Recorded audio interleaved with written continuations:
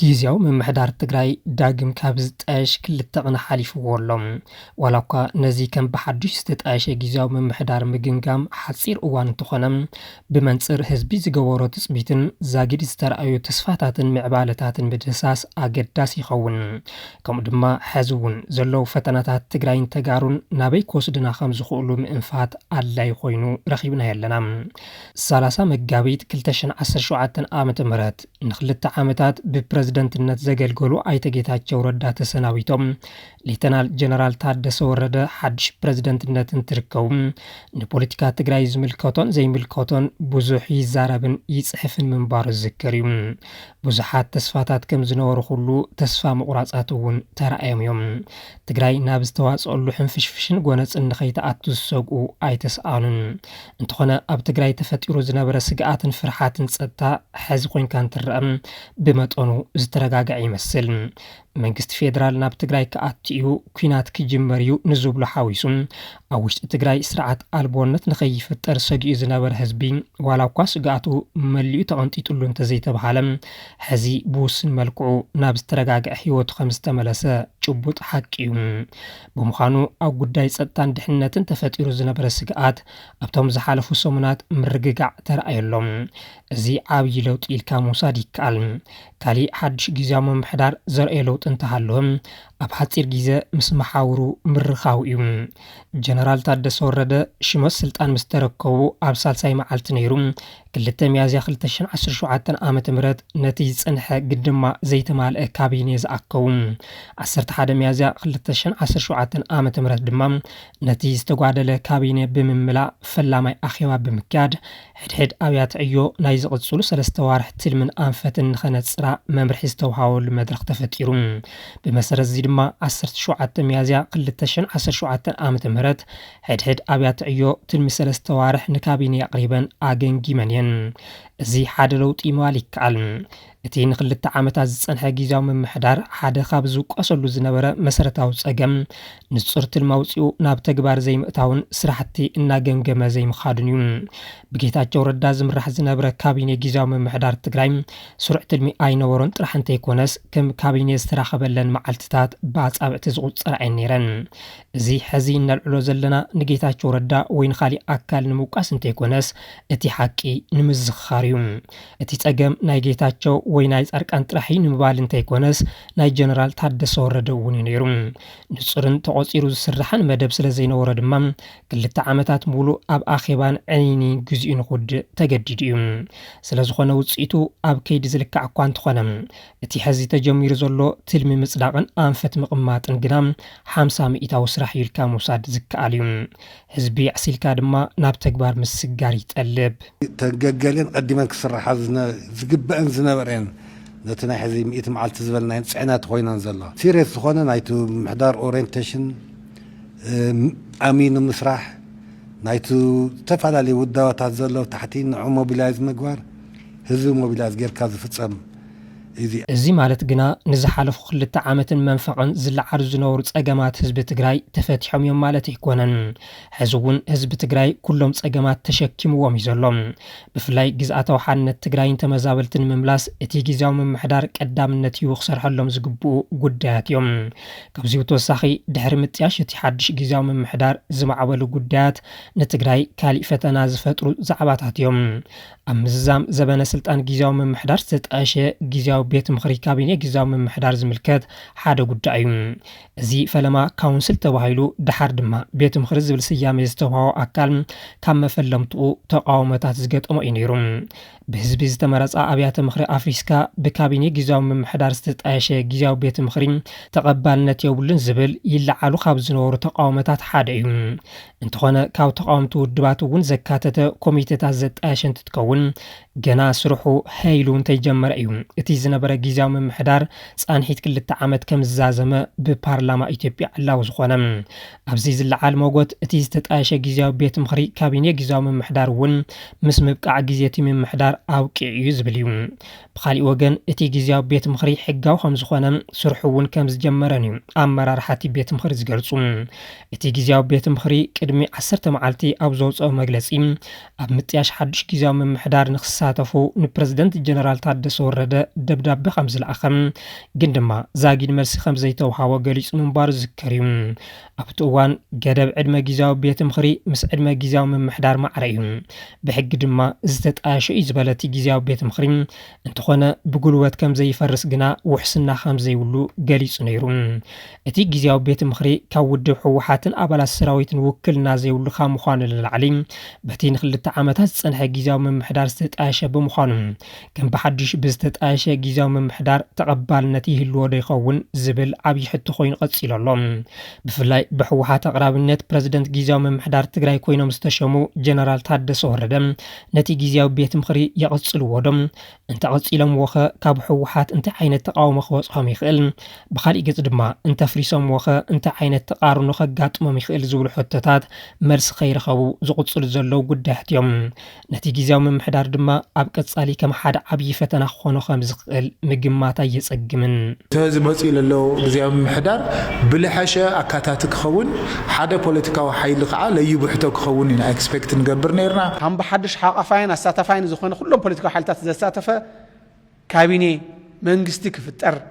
ይግባእ ኢና ንብሉ ዘለና بتنحنحت ودوات بوليتيكا زقربة تقاومو نتي حدش جيزاو من محدار كالي فتنا خوني خيليم سلسة ودوات بوليتيكا مالتون ونات حرنان بايتونان بحبار كم اون ساوت ابزهاو ومجلسين ببريزيدنت جيزاو من محدار جنرال تادس وردست اشي كابيني حاقافين اساتافين ايكونن كبلا تقاومون اين اتيستت اشي كابيني حاقافين اساتافين زيكونا نحادو جنت راح زساتف اي كبلا اتن ودوات بوليتيكا قريتي انجليس انين برجس جيزاو من محدار حقافاي كوين خط اشكم زلو او وعلي سلام بريتوريا تدنجيقيوم انتو خونه حزي كم بحدش تتايشو زلو كابيني بزحات نقفتاتات يقربو اللولو زين حدش بريزيدنت جنرال تادس ورده كالي شيخ من فتنانيوم كابقون بقال الزواتات زوات زلو مجلسات حدقنيا ملقت استحانقتون نتقراينا بحدقا زأتون مخالوم كالي فتناتي جيزاو من محداريوم امرار حزوادو بتقراي حدش تتايشو زلو كابيني جيزاو من محدار تقراي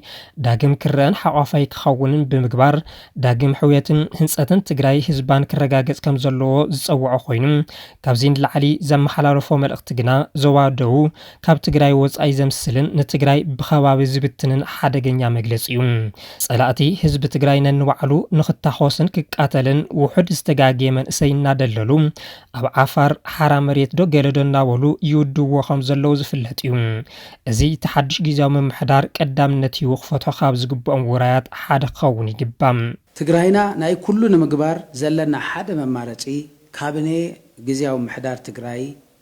كلهم حسابات زحقوفك خون مقباري كالي نايزي سومن مزرارة بزعوا خوين زلو بوغن بوليتيكاو اكتيفستات تقراين ايرترانس تقبر ركبيم حزب تقراي اتي وخاب زلو كل مداي سببان خوص مس كلهم قراوتو سلام كفتر قدنيوم مس ايرترا خونا مس امحارن عفارن سلام وركب فترو بسلام كنبر بحقيوم بمخانو بمنصر زين ترى اتي ركب كتبابع زقبوعيوم انتغونا اتي ركب حزبك خون اللوم كلتشن عسرت حدن آمت مرد أمونغو إثيوبيان إيرتران استفتر ركب بفلاين هزب تقراي بحفشا دما نهزبتات إثيوبيان إيرتران زقلل أم رح تطرح استنتلتل بمنبارو وصيتو كل زفولت حقيوم اتينايت اوان زي تقدسك الكيدان نجونوسايد تقراي وليدو حز دما نافتح تسقاقيرولوم أمونغو هزبتات تقراين إيرتران زفتر ركب دما نتي حلف جيغاز دقم كخون يولون اتي ركب سرعة شعبية قبل هزب تقراي زفتصوم جبن سنتات بزخانة من جدي زجاج خونا يجبعن نستفسر جبن أفلوت عيبكا تحتات نتن كحسانة سيبكا بعرك إني قريتان كزاز مجبار دبستهم بقف استج أفشافو مليونات تجاريم سلزخانة بتجراين إيرتران زركو قلت أكتيفستات مرخاهم كم حدا أنت جمار خر أزجبوا كان تخنم أو أوزت محلالفو مرقتات جنا زي جبوات نسبة تجرايكو كل زي خولون أنفتهم صحاتن يوم ليرم بمخانو نغز علي حف بزبالة درجة اتي ركب ناب بابليك ديبلوماسي معباي آقداسيوم انتخونا قنا زين من تايز عباي اجندازي سومن كخون كيلو نزب الحطم مرسو يهلقسو كفي يروا بلاينو كمزولو ايوم ابزيك اربع اوانات رئيس من محدار كل الاورميان ناب كينيان جوبتن بممرح ديبلوماسي وركبات غيرون تماليسوم يوم رئيس من محدار كل السوماليا ون بتمساسالي ناب سوماليا بمقنا ركبات غيرهم يوم اتحاك ازين تخوينو تقراي مس قراب تارك مفتارا نمنتاي بركة غيري وسد መልሱ ቀሊል እዩ ስርዓት ብልጽግና ትግራይ ከምቲ ንዝሓለፈ 4 ዓመትን መንፈቕን ዝመጸቶ ኢዳን እግራን ዓጻጺፋ ተኸርሚያን ክትጠፍ እምበር ካብቲ ዘላቱ ክባን ክትወጽእ ይደልን ነዚ ድማ እቲ ሕዚ ኣብ መንጎ ውልቀ ሰባት ተጀሚሩ ዘሎ ርክብ ካብቲ ዝተወረረ ላዕላዊ መሬት ትግራይ ንላዕሊ ኣብኪይዎ ዘሎ ስርዓት ሻዕብያ ኣብ ልዕሊ ህዝቢ ትግራይ ዝፈጸመ ገበን ንዝንተ ዓለም ዝርስዕ ኣይኮነን እንተኾነ ሻዕብያ ናብ ትግራይ ኣትዩ ንኽጭፍጭፈና ምስክር ወረቀት ዝሃቦ ስርዓት ብልጽግና እዩ ብልጽግና ጨፍጫፊናን መጨፍጨፊናን እውን እዩ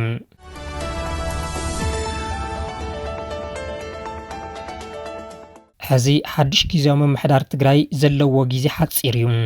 ኣብ ልዕሊ ህዝቢ ትግራይ ዘለው ጸገማት ድማ ስፍርን ቁጽርን የብሎምን ኣብዚ ሓጻር ጊዜ ቀዳምነት ዘልዮም ዋኒናት ነጺርካ ምስራሕ ድማ ናይቲ ጊዜያዊ ምምሕዳር ሓላፍነት ክኸውን ይግባእ ቅድሚ ኩሉን ልዕሊ ኩሉን ኣብ ውሽጣዊ ሓድነት ተፈጢሩ ዘሎ ነቓዕ ምጽጋን ንጽባሕ ዘይበሃል ዕማም ክኸውን ይግባእ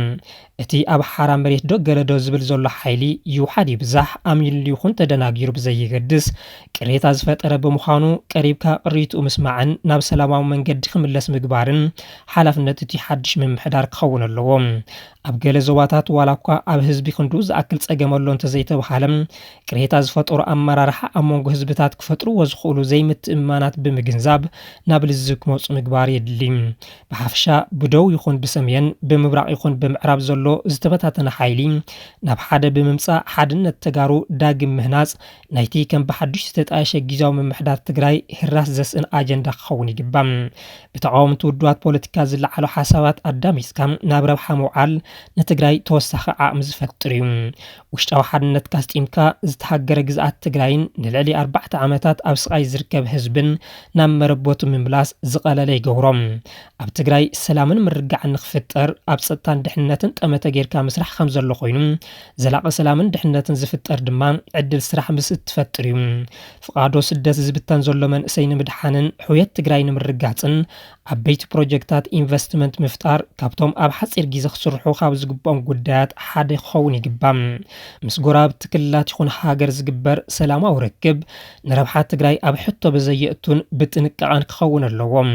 ምስ ኤርትራ ዝግበር ርክብ ህዝብን ህዝብን ትሕሰብ ብሰራው ሻዕብያ ተወሪሩ ዘሎ መሬት ትግራይን ካብኡ ዝተመዛበለ ህዝብን ምሕሳብ ይጠልብ ብሰራው ሻዕብያ ዝተጨፍጨፈ ህዝብና እውን ኣብ ግምት ዘእተወም ፍትሕን ተሓታትነትን ብዘረጋግጽ መልክዑ ክኸውን ኣለዎ ምስ ክልል ኣምሓራ ክህሉ ዝርክብ ህዝብን ህዝቢ ኣብ ትሕቲ ወረርቲ ዕጡቃት ኣምሓራ ዝርከብ ምዕራብ ትግራይን ካብኡ ተመዛቢሉ ኣብ ከርፋሕ ናብራ ዝነብር ዘሎ ህዝብናን ናብ ዋጋ ዕዳጋ ብዘይእቱ ክኸውን ይግባእ በቶም ወረርቲ ዝተጨፍጨፈ ህዝብናን ዝተወረረ ንብረትናን ኣብ ግምት ዘእተወ ክኸውን ግድን ይብል ብሓፈሻ ተጋሩ ኣብ ውሽጥና ተፈጢሩ ዘሎ ቅልውላው ናብ ንቡር ንምምላስን ሓድነትና ንምጥንኻርን ብሄራዊ ዕርቅን ይቕሬታን ክንገብር ይግባእ ነዚ ዘሳሲ ኮሚሽን መተኣላለሺ ሓቂ ዕርቅን ይቕሬታን ተጣይሹ ናብ ተግባር ከኣተለዎ ኣብ ደገ ዝርከብ ዲያስፖራ ትግራዋይ ሓድነት ህዝቢ ትግራይ ንምምላስ ኮነ ምስ ካልኦት ጎራብቲ ዝግበር ሰላማዊ ርክብ ብፐብሊክ ዲፕሎማሲ ኣቢሉ ሓጋዛይ ክኸውንን ለምውን ከም ትማሊ ቃልሱ ክሕይልን ይግባእ